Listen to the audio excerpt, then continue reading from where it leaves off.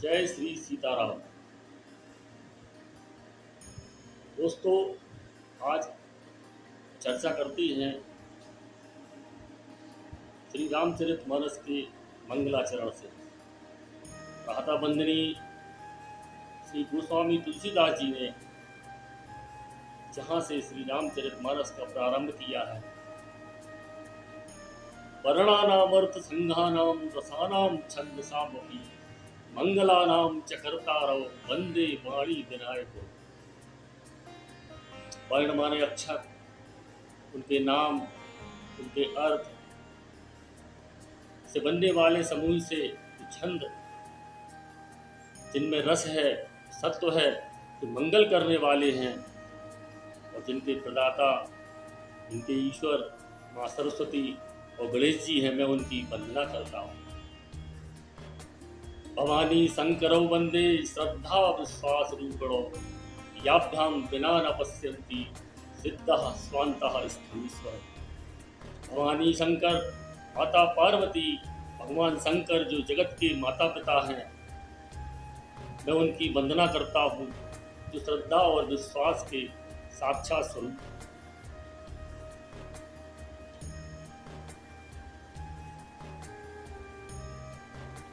जो जगत के माता पिता हैं, उनके प्रतिरूप ही हमारे माता पिता हैं, जिन्होंने जगत में हमारा अवतरित किया है हमें, जिनकी वजह से हम इस संसार में आए हैं।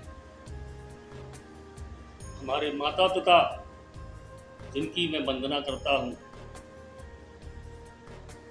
याभ्याम बिना न पश्यन्ति, जिनमें श्रद्धा और विश्वास के बिना सिद्ध और मुनीश्वरों को भी अपने ही हृदय में स्थित ईश्वर के दर्शन नहीं हो पाते। गोस्वामी जी ने जगत के माता पिता के साथ ही अपने ही माता पिता की वंदना की है। और दोस्तों, हमें यही सीखना चाहिए, जिनकी वजह से हमें जगत के दर्शन हुए, हम इस जगत में आए हैं। अपने ही माता पिता में हमारी श्रद्धा अवश्य ही होनी चाहिए, क्योंकि इसके बिना हमें ईश्वर की प्राप्ति संभव नहीं है। वंदे बोधमयम नित्यम गुरुम शंकर रूपणम यमाश्रितो हि भक्तो अपि चंद्रः सर्वत्र वंदते। इसके बाद वंदना की है उन गुरुदेव भगवान की, जिन्होंने हमें बोध कराया, ज्ञान कराया कि हमें क्या करना है, ज्ञान की शिक्षा दी।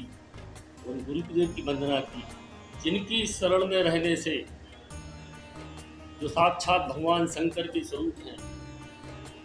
यहाँ एक बात और है, जिन्हें हम श्लोक पढ़ते समय ध्यान नहीं देते। वंदे बोधमयम नित्यम गुरुम, हमारे गुरु जो हैं वो नित्य हैं। दोस्तों, ये बहुत यहाँ शिक्षा की बात है। हम अपने माता पिता गुरुदेव के बारे में कई बार ये सोच लेते हैं कि अगर वो संसार को त्याग दें, संसार से देह को त्याग दें, तो हम सोचते हैं कि अब वो नहीं है।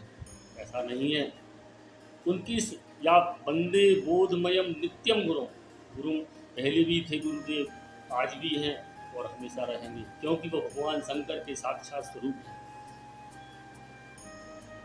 कैसे शंकर भगवान, जिनकी शरण रहने से यद्यपि चंद्रमा बहुत टेढ़ा है, टेढ़े से उसकी आकृति से नहीं है, उनने कहीं गलत काम भी किए हैं, ऐसा हमारे पुराणों में गलतियाँ की हैं, लेकिन भगवान शंकर की शरण में रहने मात्र से ही वह चंद्रमा जो वक्र है, संसार में वंदनीय है। तो हमें अपने गुरुदेव और माता पिता में सबसे ज़्यादा श्रद्धा, विश्वास और उनका अनुकरण, उनकी आज्ञाओं का पालन अवश्य ही करना चाहिए।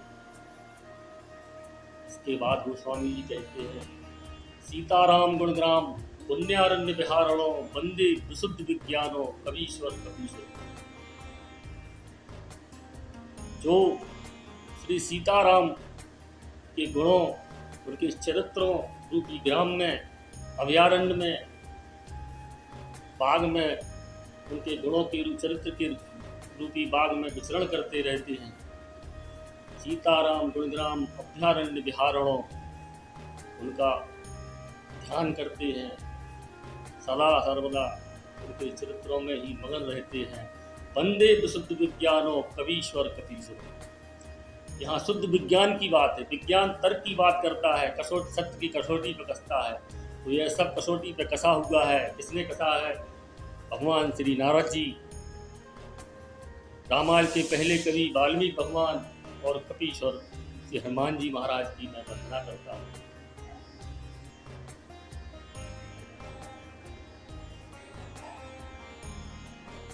उद्धव स्थिति संहार कारणीम क्लेश हारणीम सर्वश्रेयस्करीम सीताम नतोहम राम वल्लभाम। जो हमें उत्पन्न करने वाली, हमारा पालन करने वाली और अपने में ही लय करने वाली, उद्धव स्थिति संहार कारणीम क्लेश हारणीम, हमारे सारे दुखों को दूर करने वाली, सर्वश्रेयस्करीम सीताम नतोहम राम वल्लभाम। वो जितने भी संसार में कार्य हैं उन सबका श्रेय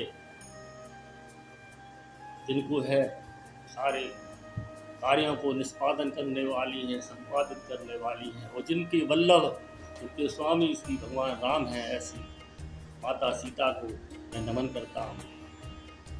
यन्माया वशवर्ती विश्वमखलम ब्रह्मादि देवासुरा, जिनकी माया में से सारा संसार, ब्रह्मा जी आदि देवता भी इनकी माया के वशीभूत हैं। यन्माया वशवर्ती विश्वमखलम ब्रह्मादि देवासुरा, यत्सत्त्वाद् मृषैव भाति सकलम रज्जो यथाहेर्ब्रह्मा, यत्पाद प्लवनेक में भी भवाम्बोधेस्तीर्षावताम, वंदे हम तम से कारण परम रामाख्यमीशम।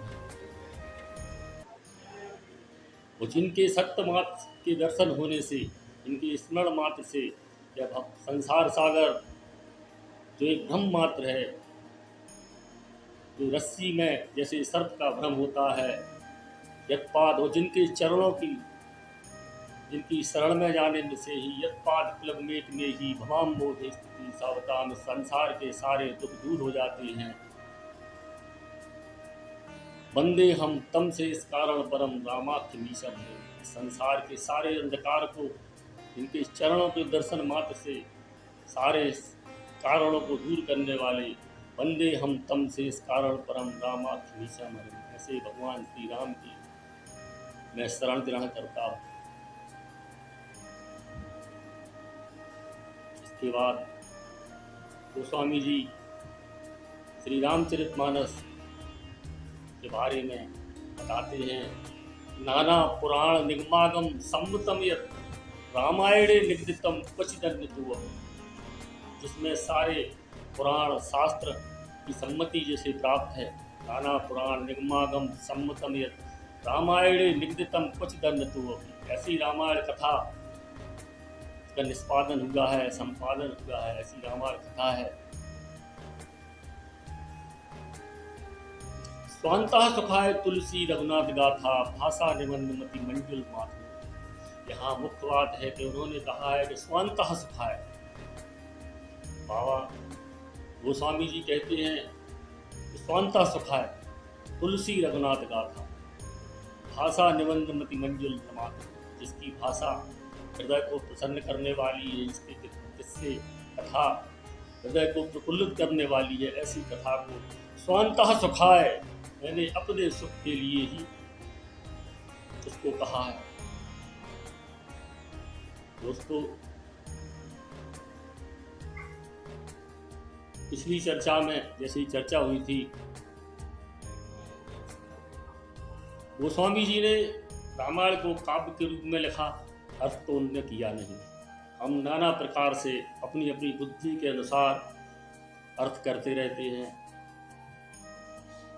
लेकिन उन्होंने एक बात भी वहाँ कही है, स्वांतः सुखाय, मैंने अपने सुख के लिए। अब जिनको अच्छी लगती है, जिन्हें उसमें सुख प्राप्त होता है, वो उसे स्वीकार करें, और जिन्हें सुख नहीं मिलता वो त्याग दें। आगे गोस्वामी जी ने जब रामायण की चर्चा की है, जिन लोगों ने पढ़ी है या जो आगे पढ़ने वाले हैं, सबकी वंदना की है। उन्होंने ये कहीं नहीं कहा कि अन्ना अपनी विद्वता दर्शाई है, उन्होंने सबकी वंदना की है। तो ये भी लिखा है कि कहने वाले ये कहेंगे, वो कहेंगे। तो सबकी उन्होंने वंदना की। उन्होंने तो यहाँ तक लिखा कि मैंने तो कागजों को रंग दिया। मंगलाचरण में जो मैंने आज चर्चा की उसका ये है कि उन्होंने राम कथा को शुरुआत में ही जो कहा कि हमें अपने माता पिता अपने गुरुजनों से जुड़ना चाहिए, हम एक सामाजिक प्राणी हैं। आगे हम और चर्चा करेंगे जिसमें वो पशु और दुनिया भर की बातें आई। तो मनुष्य एक धरती पे जब आया है तो अन्य जानवरों में, पशुओं में, मनुष्य में फर्क क्या है, अंतर क्या है? अंतर तो यही है कि मनुष्य एक सामाजिक प्राणी, उसे अपने सामाजिक दायित्व निभाने होते हैं। इस संसार में हम आए हैं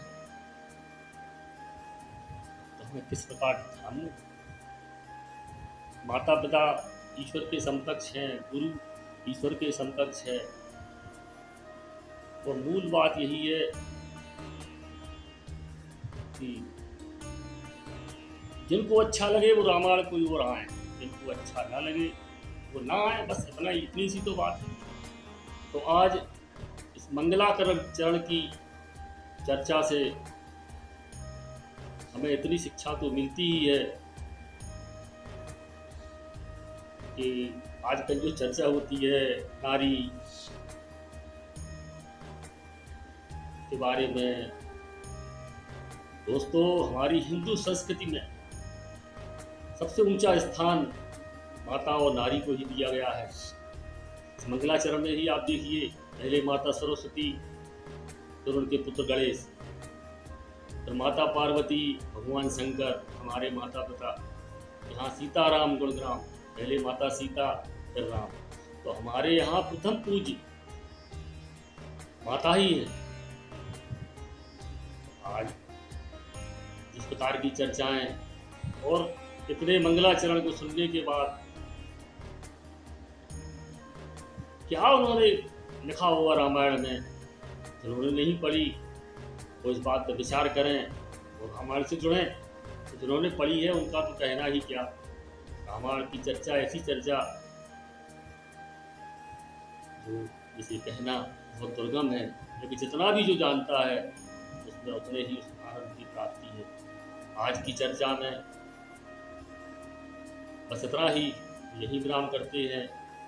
दरअसल मुझे बोलना भी नहीं आता, धीमे धीमे देखेंगे और उन विषयों पर भी मैं आना चाहता हूँ, आऊँगा जरूर। अभी तुलसीदास जी के बारे में कि उन्होंने ऐसा लिखा, तो एक तो चर्चा हम जरूर करेंगे।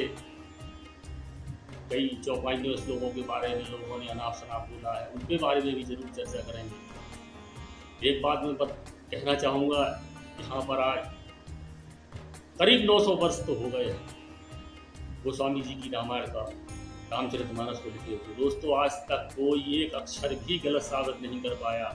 और मैं एक बात कहना चाहूँगा कि हम लोग ये मान लें कि जैसे किसी PhD की किताब किसी कक्षा 5 के छात्र को दे दी जाए तो उसको पढ़ेगा तो उसकी अर्थ समझ में नहीं आएगा। इतनी सी बात है। रामायण की एक एक चौपाई, एक एक अक्षर मंत्र है, बस हम समझ नहीं पाते, उसको ढंग से कह नहीं पाते, समझा नहीं पाते। मैं अपनी तुच्छ बुद्धि से उन बातों पर चर्चा अगली वीडियो में ज़रूर करूँगा जिनके बारे में थोड़ा सा बोला जा रहा है। उन्होंने समाज के कुछ लोगों को अपमानित महसूस कर रहे हैं, उन पर चर्चा अगली वीडियो में जरूर करेंगे। तब तक ये सीताराम।